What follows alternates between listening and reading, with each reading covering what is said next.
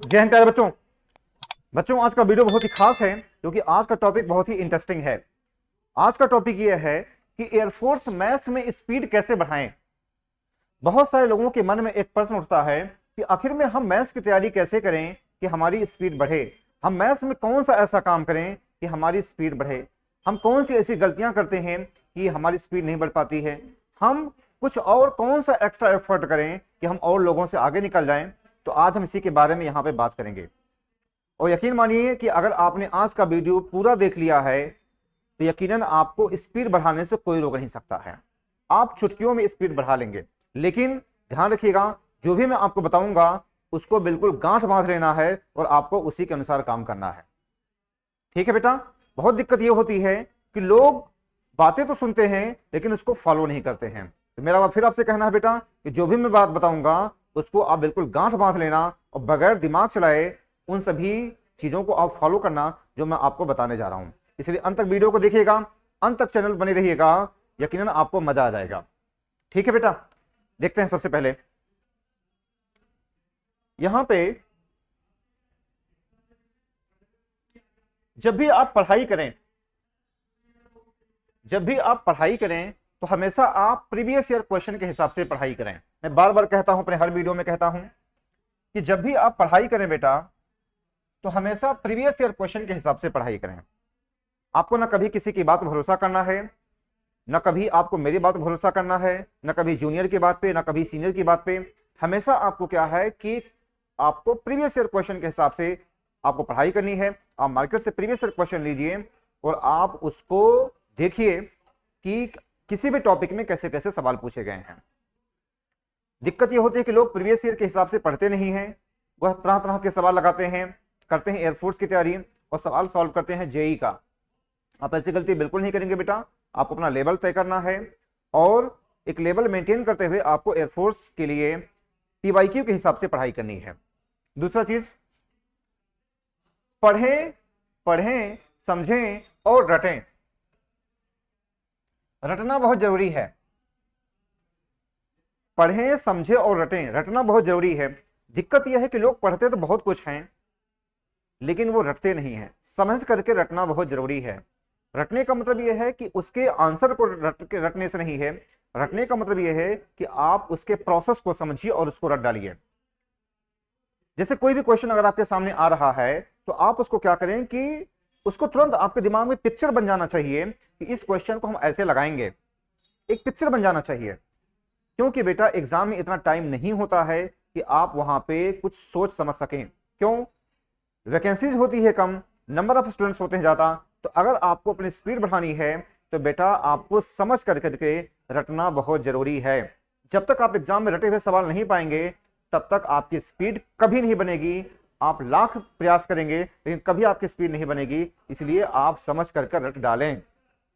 अगला पॉइंट, किसी भी क्वेश्चन को सॉल्व करने के 3 तरीके होते हैं। एक होता है फार्मूला मेथड, एक होता है शॉर्ट ट्रिक होता है, एक होता है बाई ऑप्शन होता है।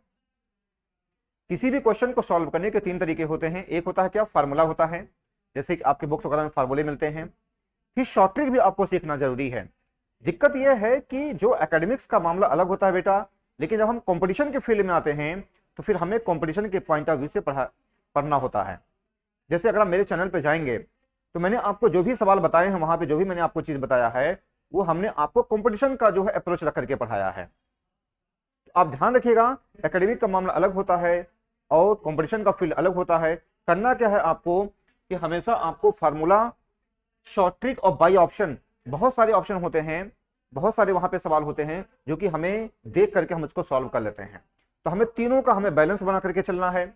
अगर आपको फर्स्ट स्ट्रोक में अगर आपको एयरफोर्स एग्जाम क्वालिफाई करना है तो बेटा आपको तीनों को बैलेंस बना करके चलना है।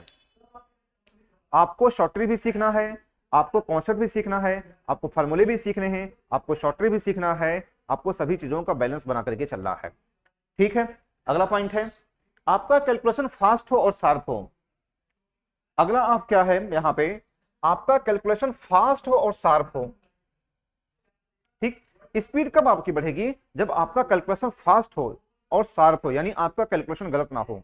दिक्कत ये होती है बहुत सारे स्टूडेंट ऐसे होते हैं जिनका कैलकुलेशन फास्ट तो होता है लेकिन उनका जो कैलकुलेशन होता है वो गलत हो जाता है।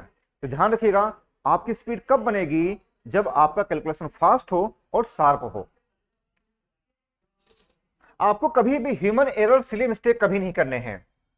आपको एग्जाम में कभी भी ह्यूमन एरर, सिली मिस्टेक नहीं करने हैं। ध्यान रखिएगा, एग्जाम में जब भी कोई व्यक्ति असफल होता है या फिर स्पीड ना होने का, मेंटेन ना होने का सबसे बड़ा रीजन ये होता है कि वो वहां पे ह्यूमन एरर कर जाता है, सिली मिस्टेक कर जाता है। यानी वह मल्टीप्लाई गलत कर देता है, कभी वह जो है डिवीजन गलत कर देता है। तो जो भी इस तरीके की छोटी छोटी गलतियां होती हैं, अगर आपने उसको कंट्रोल कर लिया तो यकीन मानिए आपको सफल होने से कोई रोक नहीं सकता है। ठीक है बेटा, आइए हम आपको फिर से एक बार बता दें क्या करना है। आपको जो करना है यहाँ पे सबसे पहले, अच्छा इसमें अपना दिमाग मत चलाना, जो मैंने बता दिया उसको आप गांठ बांध लो और उसी के अनुसार आप पढ़ाई करो। दिक्कत यह है कि आप बुद्धिमान तो बहुत हैं, लेकिन आप चालाक बनने की कोशिश करिए। देखिए यहाँ पे क्या करना है, आपको हमेशा प्रीवियस ईयर क्वेश्चन के हिसाब से पढ़ाई करनी है। इसके बाद आपको समझ करके रटना बहुत जरूरी है। आपको क्या है बेटा, समझ करके रटना बहुत जरूरी है, समझ करके रट डालिए। इसके बाद आप क्या करेंगे, जो ये मेथड है फार्मूला, शॉर्ट ट्रिक और बाई ऑप्शन, इसको आपको बैलेंस बना करके रखना है और आपको किसी भी क्वेश्चन को आपको रगड़ करके रख देना है। जब आपको तीनों पता होगा, formula, short trick, by option, तो आप किसी भी क्वेश्चन को तोड़ मोड़ करके लगा सकते हैं। कहीं से भी कुछ क्वेश्चन पूछा जाएगा तो आप उसको लगा ले जाएंगे। ठीक है, तो तीनों का आपको बैलेंस बना करके चलना है। इसके बाद स्पीड कैसे बढ़ेगी, आपका कैलकुलेशन फास्ट हो और शार्प हो। आपका कैलकुलेशन फास्ट और शार्प हो, ध्यान दीजिएगा। लोग कैलकुलेशन में बहुत बड़ी गलती करते हैं, फिर आप ह्यूमन एरर, सिली मिस्टेक कभी नहीं करेंगे, वरना आपको कभी एग्जाम में सफलता नहीं मिलेगी। ये कुछ ऐसे पॉइंट हैं जो कि अगर आप उसको फॉलो करते हैं, यकीन मानिए मैथ्स में आपकी जो भी प्रॉब्लम है वो खत्म हो जाएगी। लेकिन फिर मैं कहता हूं, देखो मैंने बहुत कुछ बता दिया है, लेकिन दिक्कत यह है कि लोग फॉलो नहीं करते हैं।